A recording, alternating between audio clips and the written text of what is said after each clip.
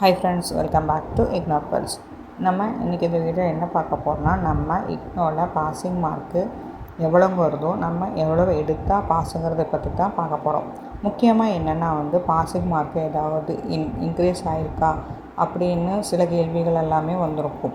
நம்ம கூகுளில் ஏதாவது வெப்சைட்டில் வேணால் இருக்கிறது தப்பாகவும் பழைய டீட்டெயில்ஸாகவும் இருக்கும். ஸோ அதை நம்ம வேண்டாம்.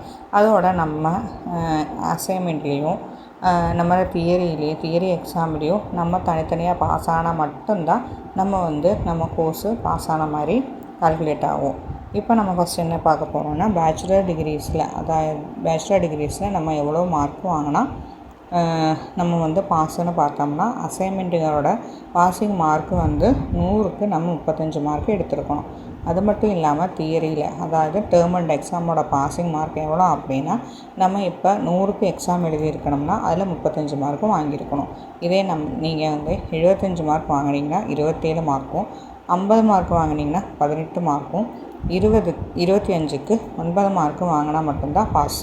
இதே பேச்சுலர் ஆஃப் கம்ப்யூட்டர் சயின்ஸ், அதாவது பிசிஏல பேச்சுலர் ஆஃப் கம்ப்யூட்டர் அப்ளிகேஷன், அதாவது பிசிஏல நம்ம பார்த்தோம்னா அசைன்மெண்ட்டோட பாசிங் மார்க்கு 100க்கு 40 மார்க்காகவும், நம்ம டேர்ம் அண்ட் எக்ஸாமில் 100க்கு 40 மார்க்கு எடுக்கணும்.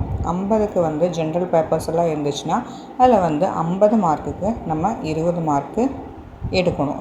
பிசிசிஎஸ் அப்படின்னா பிசிசிஎஸ் பேப்பருக்கு மட்டும் நம்ம 50க்கு 18 மார்க் எடுக்கணும்.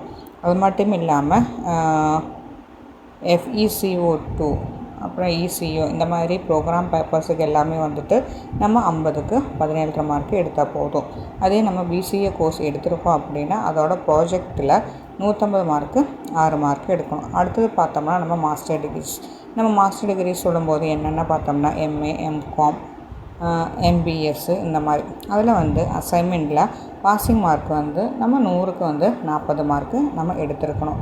அது மட்டும் இல்லாமல் தியரியிலையும் டேர்ம் அண்ட் எக்ஸாமில் 100க்கு 40னா 50க்கு 20 மார்க் எடுக்கணும்.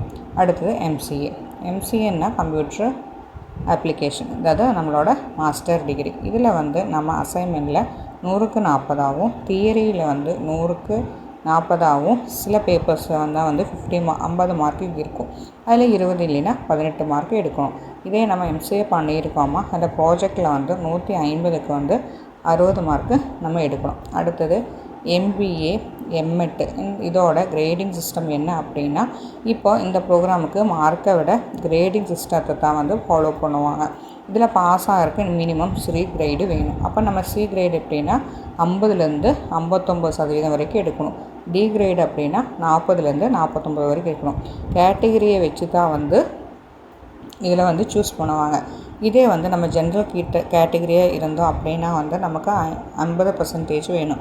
இதே நம்ம ரிசர்வ் கேட்டகிரியாக இருந்தோம்னா 45% போதும். அடுத்து டிப்ளமோ, அப்புறம் சர்டிஃபிகேட் கோர்சஸ் இந்த மாதிரி இருக்கிறதுக்கு எல்லாத்துக்குமே பாசிங் மார்க்கும் அசைன்மெண்ட்டுக்கும் தியரி பேப்பர் ரெண்டுலேயுமே 40% மார்க் வாங்கணும். கடைசியாக கட் ஆஃப் மட்டும் அப்டேட்ஸில் ஏதாவது இருந்தால் மாற்றம் ஏதாச்சும் இருந்துச்சுன்னா நம்ம டைரெக்டாக இக்னோ வெப்சைட்டில் போயிட்டு நம்ம செக் பண்ணாவே நம்மளோட மார்க்ஸ் எல்லாமே அப்டேட் ஆகும். ஓகே ஃப்ரெண்ட்ஸ், நெக்ஸ்ட் வீடியோவில் பார்க்கலாம். Thank you, take care, by.